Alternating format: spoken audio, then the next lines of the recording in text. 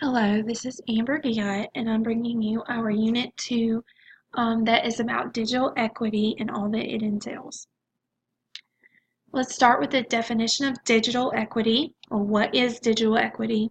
This means that all students have equal access to internet and all devices used in the classroom, the school, or at the district level, and that just means just at all the schools within the district, what is available for students and teachers. And that is important that all students, even at that level of all the classrooms and everywhere, have that same availability of resources.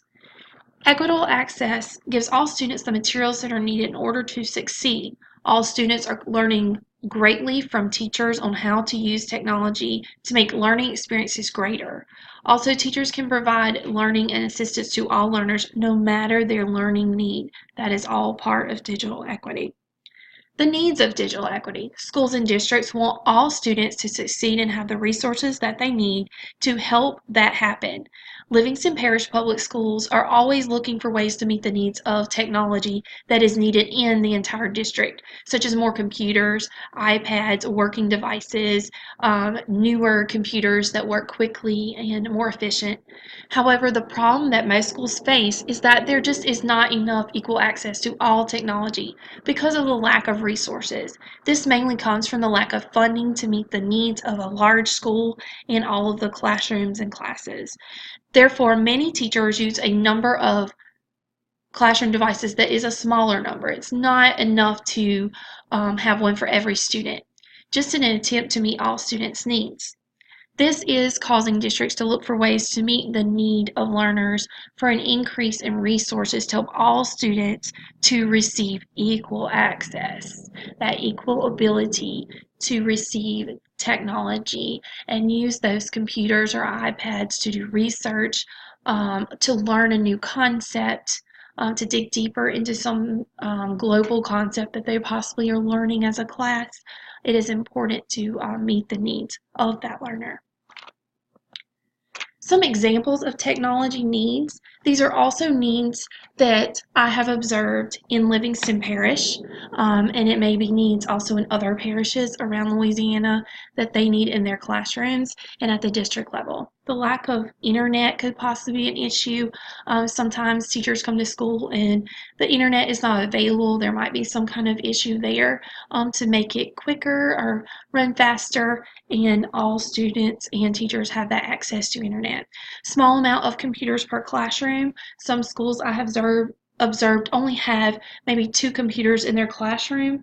Some might have 6 or 7, and having that availability of enough computers for all students to have and to learn from is important.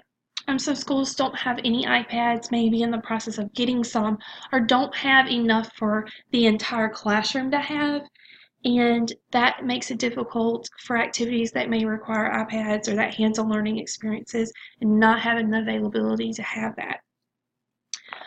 Some higher grades have laptops, or I have observed through my internship that some schools may have laptops, but they're not working properly, or they don't have chargers to go with them, or there's an issue with the laptop tower that keeps all the laptops in it, or it is having some issues, or it needs re-imaging where they go in and it has some major problems and it has to be restarted from the beginning, and it loses a lot of information. There's a lot of issues.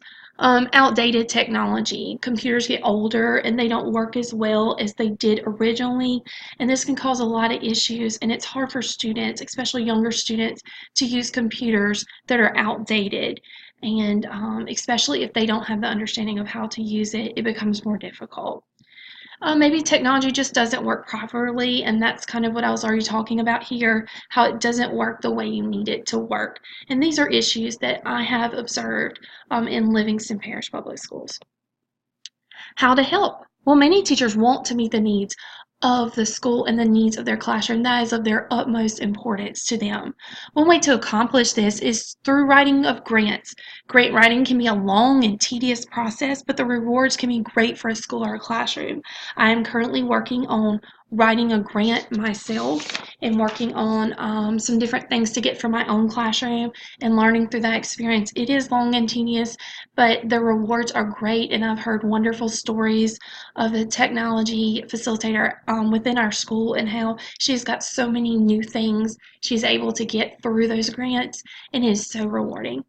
Some teachers use websites like DonorChoose or GetEd Funding to create a new grant based on their classroom need. Set up a plan of how you want to get that technology. How are you going to use that technology? Look for grants that are looking for something in the area that you need help in. So the next question we come to is, what can you do right now? While waiting to see if your grant application is approved or waiting to see if funding is available, teaching all learners must take place, and you have to find a way to use what you do have. Therefore, equitable access of technology can be to use the available digital resources to meet student goals and expectations of your classroom. Teachers can create a plan of how to use the limited technology.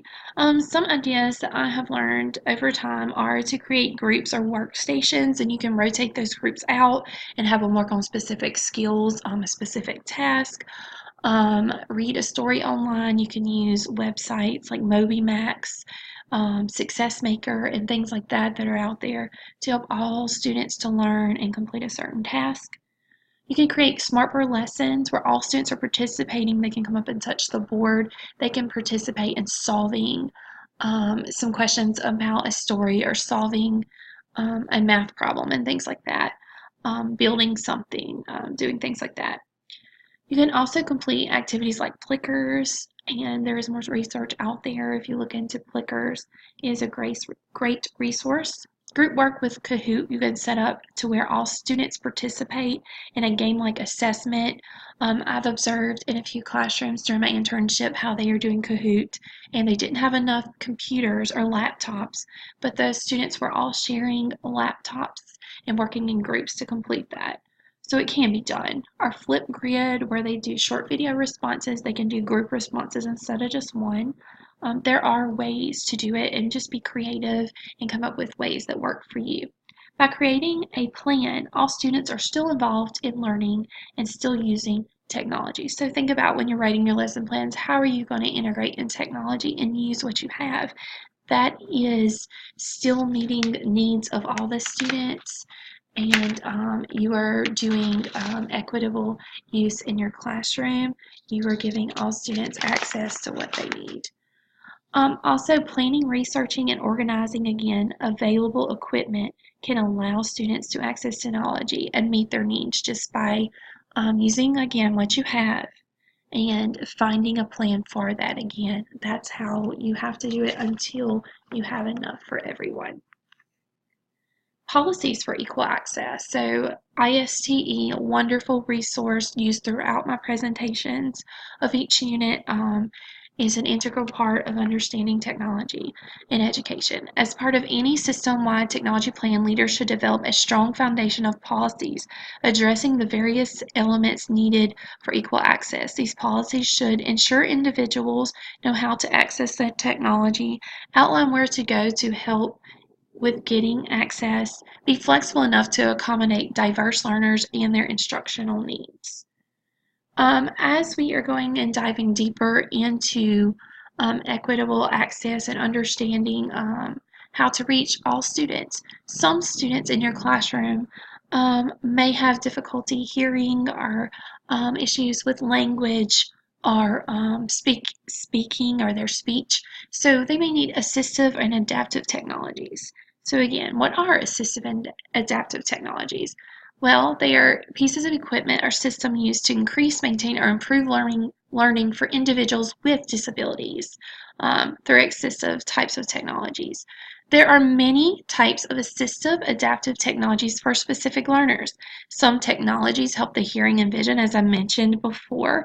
I've really already explained that, but there are students that have autism. You know, there are things out there, technologies out there that can help these students to succeed, and technology is a great resource. If they're having trouble with math or ELA or something, a concept in social studies, there are things to do to help them.